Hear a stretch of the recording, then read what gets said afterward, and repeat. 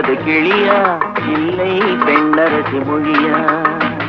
பேசுவது கிளியா இல்லை பெண்ணரசி மொழியா? கோயில் கொண்ட சிலையா கொத்துமலர் கொடியா?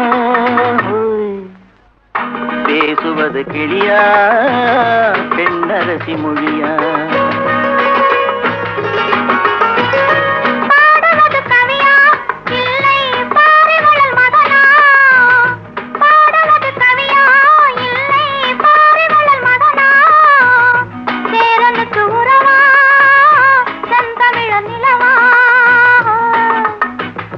பாடுவது கவியா இல்லை பாரிவளல் மகனா?